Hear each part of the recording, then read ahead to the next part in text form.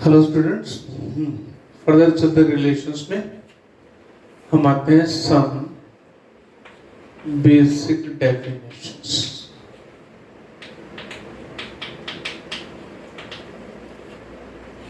सबसे पहली जो डेफिनेशन है दैट इज कार्टेशियन प्रोडक्ट। हमारे पास दो सेट हैं, ए और सेट बी, ठीक है। और कोई एलिमेंट ए है which belongs to A, set A, small b belongs to B. तो A, B, all possible A, B is called a Cartesian product. एक एग्जांपल लेते हैं, एक सेट है A, ठीक है, इसमें एलिमेंट है P और Q और इधर सेट है P, इसके एलिमेंट्स है 1 2 3। अब हमें करना क्या है, देखो कार्टेशियन प्रोडक्ट इसको A क्रॉस B लिखते हैं। इसमें देखो क्या क्या है, P1 P2 P3 Q1 Q2, अगला खुद ही बोल सकते हो Q3। इस प्रोडक्ट में P को उठाया, A के एलिमेंट को, और B के सारे एलिमेंट से एक ऑर्डर्ड पेयर बना दिया। फिर Q को उठाया, 1 2 3 ये पेयर बना दिया। अब ये क्या कहलाता है, कार्टेशियन प्रोडक्ट। अब इसका क्या यूज है, इसको एक क्रॉस बी से डिनोट करते हैं। अब इसमें एक और चीज देख लेते हैं कि इस कार्टेशियन प्रोडक्ट में देखो एलिमेंट कितने हैं, 1 2 3 4 5 6। तो इसको हम ऐसे लिखते हैं, if A has m elements and B has n elements, then A cross B will have m into n, या सिंपली लिखते हैं m डॉट n एलिमेंट्स। बिल्कुल क्लियर है, यहाँ 2 एलिमेंट्स हैं, यहाँ 3, कितने हो गए 6 एलिमेंट्स। एक कार्टेशियन प्रोडक्ट से रिलेशन की फाउंडेशन। कार्टेशियन प्रोडक्ट बिल्कुल सिंपल सी चीज है। अब जितने भी रिलेशन ए से बी में बनेंगे वो इसी कार्टेशियन प्रोडक्ट का सबसेट होंगे। ये हमारे पास एक सेट है ए क्रॉस बी। अब रिलेशन को समझाने के लिए मैं एक सिंपल सा एग्जांपल लेता हूं। देखो दोनों बातें हम लेंगे। ये सेट ए में हमने लिया सपोज ये है इंडिया गेट, ये है ताजमहल और ये है गिर फॉरेस्ट। इधर भी ज्यादा एलिमेंट नहीं लेते, 3 लेते हैं, दिल्ली आगरा गुजरात। अब इनको हम इनका पहले कार्टेशियन प्रोडक्ट निकालते हैं, ठीक है बेटा। दिल्ली को डी, इंडिया गेट को आई लिखूंगा, इसको टी, इसको जी, ठीक है बेटा। ये आई टी जी, ये डी ए जी, ठीक है। अब इसका कार्टेशियन प्रोडक्ट निकालते हैं। एलिमेंट कितने होने चाहिए भाई, ए में कितने हैं 3, बी में कितने 3, तो कितने आएंगे 9। तो पहले आई को उठाते हैं, आई डी कॉमा आई ए आई जी। फिर टी को उठाते हैं, टी डी, फिर टी ए और डी जी। फिर आते हैं जी पर, जी डी, जी ए, और लास्ट में जी जी। ये कार्टेशियन प्रोडक्ट हो गया। कितने एलिमेंट हो गए? 1 2 3 4 5 6 7 8 9। 3 into 3 m into n, m बराबर। अब वैसे तुम्हें साफ बात पता समझ में आ रही होगी कि मैं इसको ये कहूं कि कौन सी चीज कहां पर है। जो मैं बोलूं ना, ये कौन सी चीज कहां पर है, ये जो लैंग्वेज है, यही रिलेशन है। अब मैं तुमसे कहूं कि इसमें से सिर्फ ये चीज सेलेक्ट करनी है कि कौन सी चीज कहां पर है, तो तुम सेलेक्ट करोगे ये इंडिया गेट दिल्ली में है, ताजमहल ये आगरा में है, गिर फॉरेस्ट गुजरात में। तो तुम्हारे पास ये सेट जो आएगा आई टी टी ए जी जी, ये तुम्हारे पास सेट है। एक्चुअल में यही रिलेशन की डेफिनेशन। रिलेशन का मतलब क्या है, इसको मैं ऐसे समझाता हूं। हाँ, तो इसकी फॉर्मल डेफिनेशन हो जाती है कि आर क्या है, ए कॉमा, और यहां स्टेटमेंट ऑफ रिलेशन, और A belongs to capital A, B belongs to capital B. ये इसकी फॉर्मल डेफिनेशन हो गई रिलेशन। तो हमारे पास दो सेट्स हैं ए बी, उनका कार्टेशियन प्रोडक्ट लिया। उस कार्टेशियन प्रोडक्ट में हमने कुछ पर्टिकुलर कंडीशन लगा, जिसको स्टेटमेंट ऑफ रिलेशन बोल रहा हूं मैं, वो पर्टिकुलर कंडीशन। तो हम उस कार्टेशियन प्रोडक्ट में वो ढूंढेंगे जो उस कंडीशन को फुलफिल करता हो। जैसे एक मैथमेटिकल एग्जांपल लेते हैं। सपोज मैं बिल्कुल सिंपल से एग्जांपल लूंगा, ठीक है बेटा।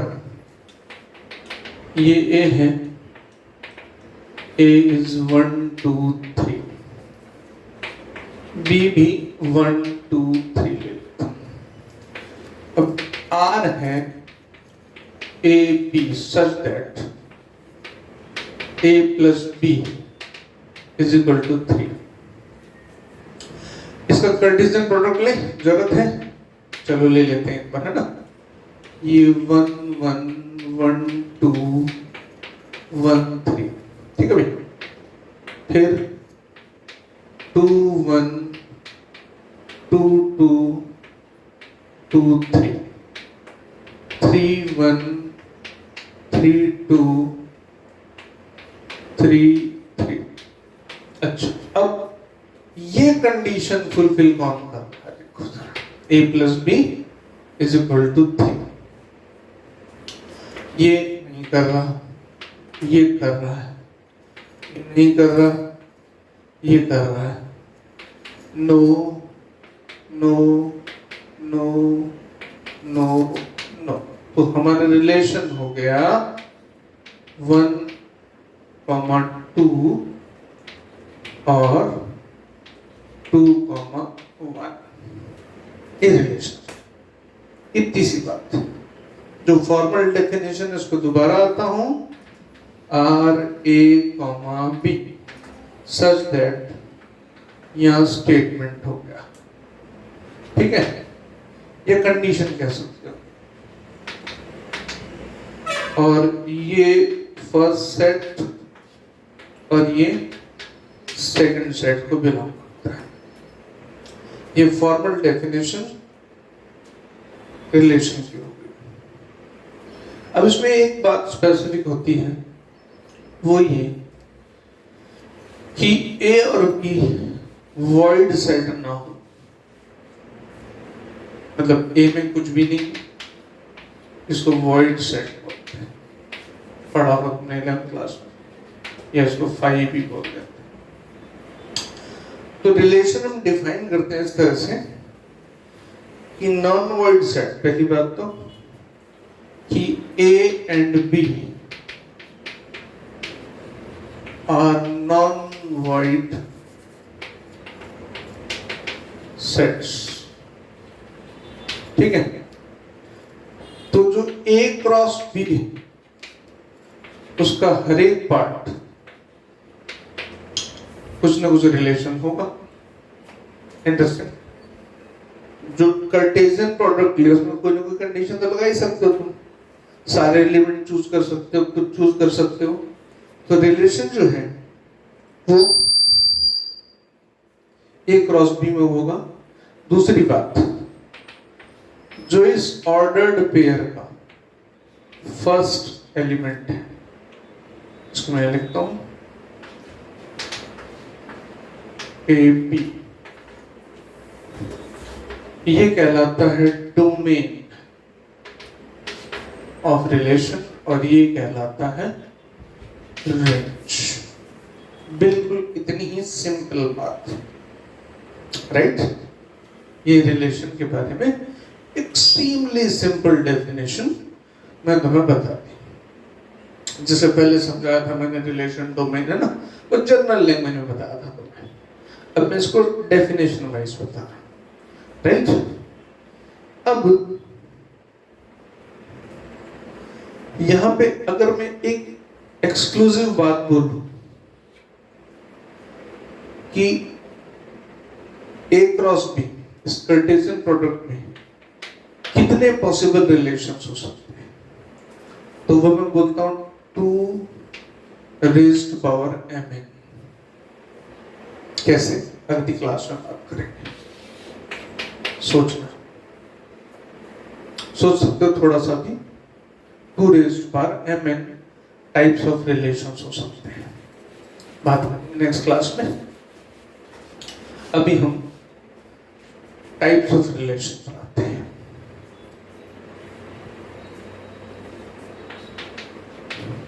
टाइप्स ऑफ रिलेशन, तो पहली तो कैटेगरी जो इकट्ठी ली जाती है, वॉइड, यूनिवर्सल,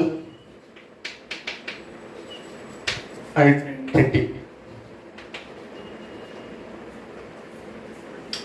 तुम्हारे पास एक सेट है A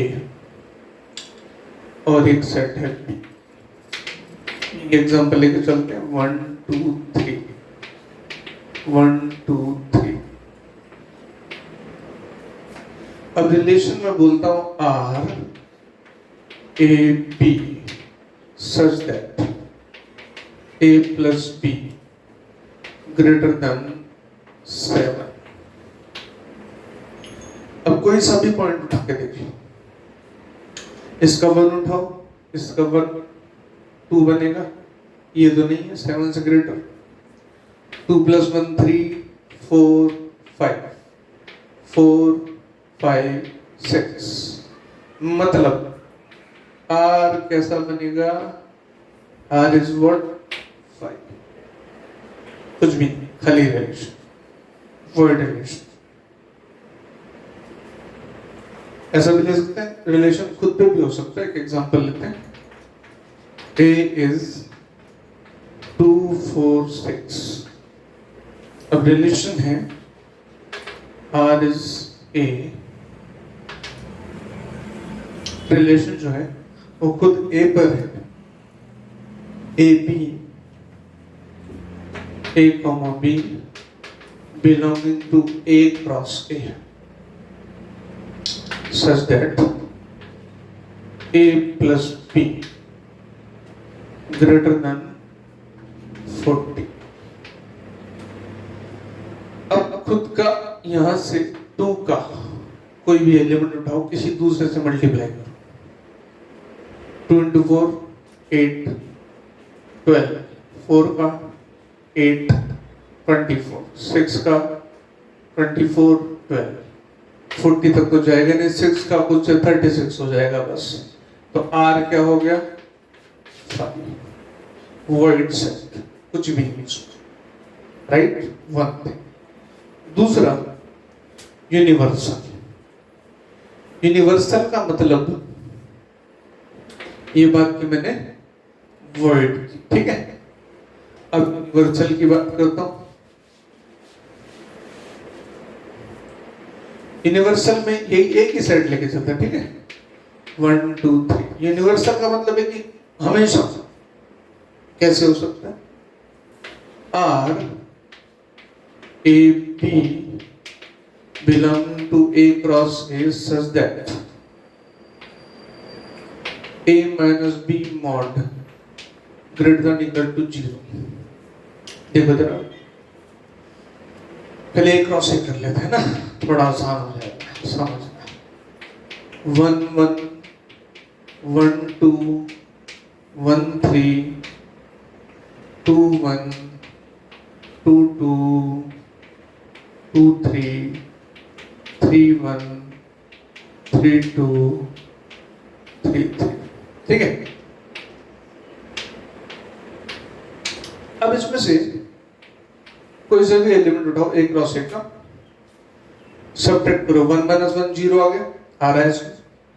1 माइनस 2 माइनस 1 मॉड लोगे plus 1 greater than 0। 1 minus 3 minus 2 mod लोगे प्लस 2 ग्रेटर देन 0 है। यानी ये भी है, ये भी है, ये भी है। 2 माइनस 1 प्लस 1 डेफिनेटली।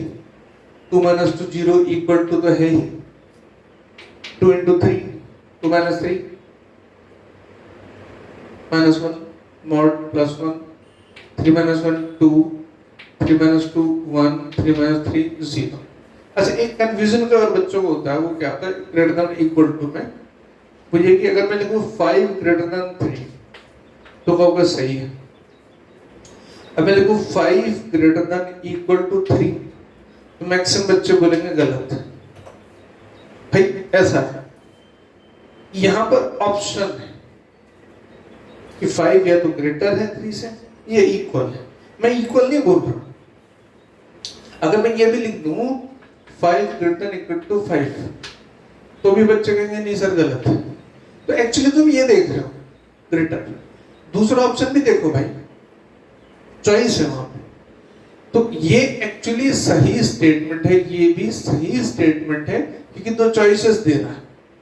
5 को 3 के इक्वल नहीं कर रहा, ग्रेटर भी बोल रहा है कि या तो ग्रेटर हो या इक्वल, या और, ये और की माया है, ठीक है भाई, एंड नहीं है यहां पर। तो और यहां पर भी वही बात है कि a माइनस बी का मॉड या तो 0 से ग्रेटर हो या 0 को बराबर हो, ये सभी फुलफिल करने।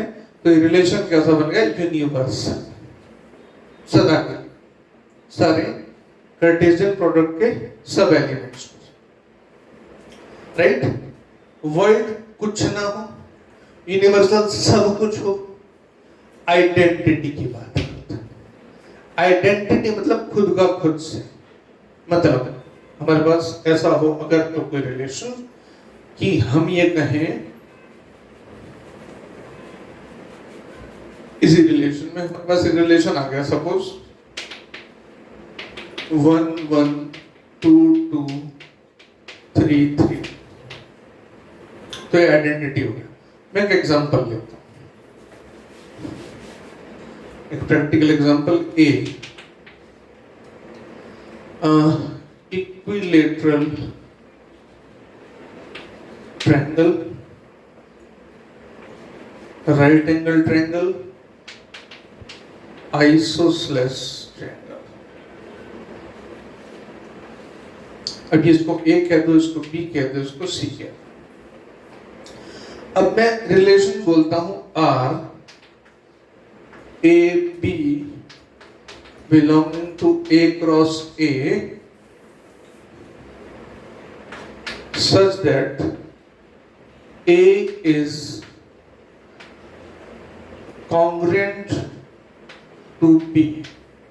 तो भाई एक बात तो पक्की है कि A जो है वो खुद से तो कॉन्ग्रुएंट है ही, B भी खुद से कॉन्ग्रुएंट है, C भी खुद से कॉन्ग्रुएंट है। तो यहां पर ए का खुद से रिलेशन कौन सा? कॉन्ग्रुएंट। कंडीशन बोले ना, ए का खुद से, ए खुद से कॉन्ग्रुएंट है ही, बी भी खुद से कॉन्ग्रुएंट है, सी भी खुद से कॉन्ग्रुएंट है। ये कैसा रिलेशन बन गया? आइडेंटिटी। वर्ल्ड, यूनिवर्सल, आइडेंटिटी, ये तीनों एक कैटेगरी में आते हैं। वर्ल्ड कुछ नहीं, यूनिवर्सल सब कुछ, आइडेंटिटी खुद से। क्लियर? ये एक बात हो गई। अब एक और कैटेगरी बताते हैं रिलेशंस की, जहां से हम आगे बढ़ना शुरू करेंगे प्रॉब्लम्स पे आना। रिफ्लेक्टिव, सिमेट्रिक और इक्वल्स।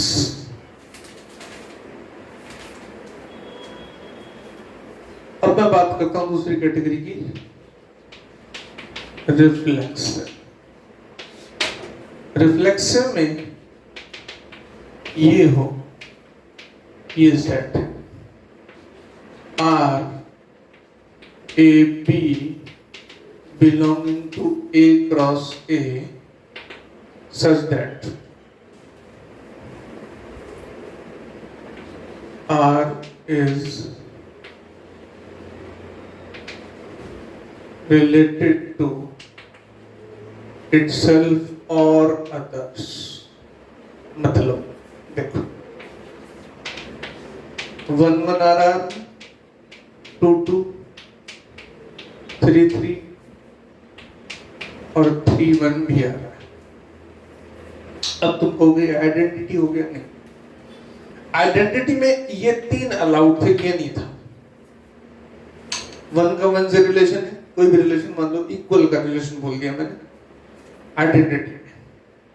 2 का 2 से है, 3 का 3 से है, 3 का 1 से, यहां पर अपने को रिलेशन बना रखा है, तो रिफ्लेक्सिव है। रिफ्लेक्सिव में और आइडेंटिटी में कई बार कंफ्यूजन होता है। आइडेंटिटी में सिर्फ खुद से रिलेट होगा, रिफ्लेक्सिव में खुद से रिलेट तो होगा ही, किसी और से भी रिलेट हो सकता है। ये रिफ्लेक्सिविटी की बात है। क्यों बता रहा हूं, अभी तुम्हें बात समझ आएगी जब हम प्रॉब्लम्स पर एग्जैक्टली आएंगे।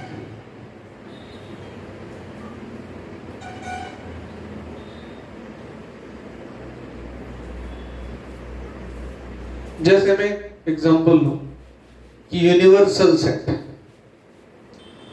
वो हमेशा रिफ्लेक्सिव होता है। यूनिवर्सल, अब हमने पढ़ा ना, set is always reflexive. Reflexive की कंडीशन है कि खुद से रिलेट भी हो और किसी और से भी हो सकता है। यूनिवर्सल में अभी हमने पढ़ा था कि ये जो सेट है इसमें सारे एलिमेंट्स रिलेटेड है। कंडीशन में लगाई थी R A B belonging to A cross ए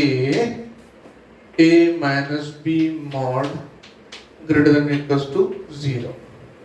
इसमें सब आ गया। अब ये रिलेशन यूनिवर्सल है ही डेफिनेटली, और ये रिफ्लेक्सिव भी है। तो all universal sets are reflexive. Identity की स्पेसिफिक कंडीशन है, खुद से रिलेट होना चाहिए, ये कंफ्यूजन नहीं रहना चाहिए। बस रिफ्लेक्सिव और आइडेंटिटी में आइडेंटिटी का खुद से लेना देना है बस। रिफ्लेक्सिव का खुद से भी है और उनसे भी हो सकता है, पॉसिबिलिटी है। उसके बाद आते हैं सिमेट्रिक रिलेशन।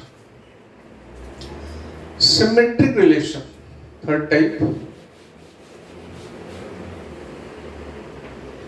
सिमेट्री से समझ रहे हो, वर्ड से पता लग रहा होगा। सिमेट्री से वर्ड का पता लगा, मतलब ये है। अब मैं एक टर्म लिखता हूं कि अगर ए और बी ये दो कोई एलिमेंट है, इनमें कोई रिलेशन, तो उसको ऐसे भी लिखा जा सकता है। उत्तर लंबा स्टेटमेंट लिखने की जरूरत नहीं है, हम लिख सकते हैं ए आर बी। जैसे एक सिंपल सा एग्जांपल लिखता हूं, आर रिलेशन का नाम दे दिया father of A Dashrath, B Ram. तो ये रिलेशन बन गया Dashrath is father of Ram. Got it? अच्छा, अब एक ऐसा सिंपल सा रिलेशन लेते हैं, A R B, B brother of Ram Lakshman. अब इस रिलेशन में खास बात है, देखते हैं। हम इसको ए आर भी लिखें, Ram is brother of Lakshman, या मैं लिखूं B R A, Lakshman is brother of Ram. बिल्कुल सही है। अब सिमेट्री की बात समझ आ गई। ए का बी से जो रिलेशन है, बी का भी ए से वही रिलेशन। अब कोई अकल लगा ले अपनी, A R B, A Ram Sita wife of, या हस्बैंड ऑफ बोलता हूं, ठीक है ना। अब ये रिलेशन हो गया, Ram is husband of Sita. अब तुम कहो कि जन्म जन्म का बंधन है, तो बी आर ए होगा, तो तुमने कह दिया Sita is husband of Ram, ऐसे नहीं होगा, ठीक है। ये ब्रदर में है, यहाँ पे बात समझ में आ रही है। जो ए का आर से बी से रिलेशन है, वही बी का ए से रिलेशन है, तो रिलेशन कैसा हो गया? Symmetric, symmetric relation. Got it? इसको एक सिंपल एग्जांपल से लेते हैं।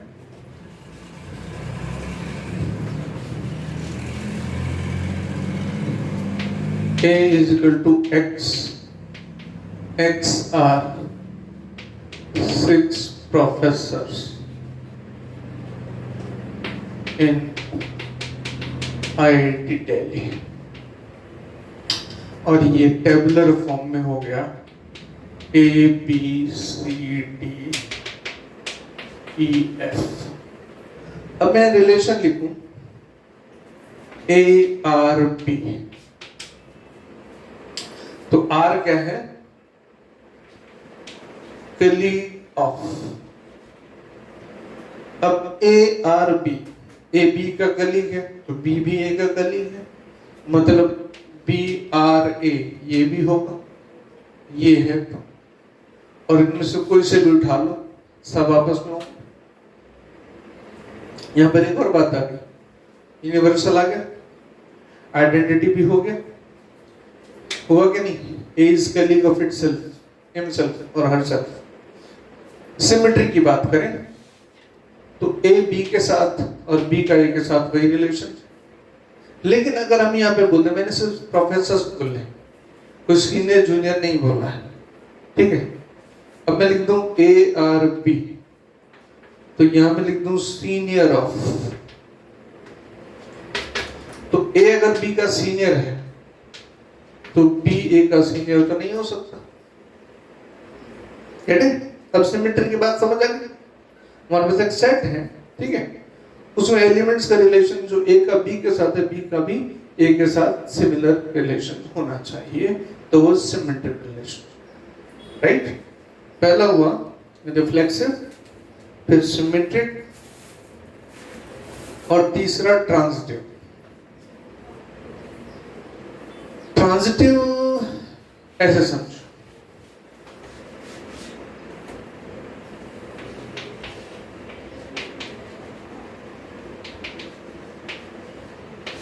ट्रांजिटिव में A1 अगर A2 से रिलेटेड है, ऐसे ही A2 A3 से रिलेटेड है, तो A1 A3 से रिलेट होना चाहिए। मैं इसको ऐसे लिखता हूं, थोड़ा सा डिफरेंट नोटेशंस में, A1 A2 A2 A3, तो A1 A3 होना चाहिए। अब मान लेते हैं, एक एग्जांपल लेते हैं। मेरे पास एक सेट ऑफ ट्रायंगल्स है, ठीक है,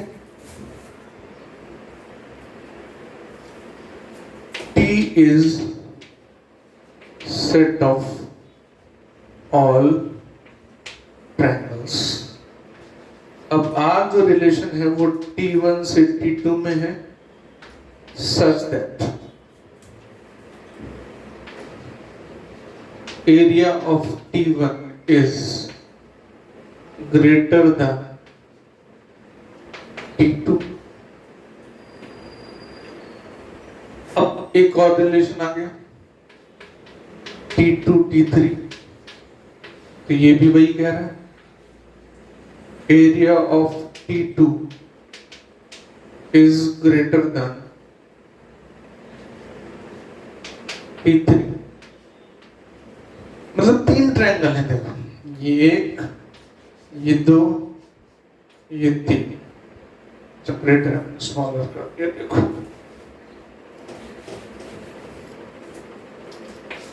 T1, ये T2, ये T1 T2 T3.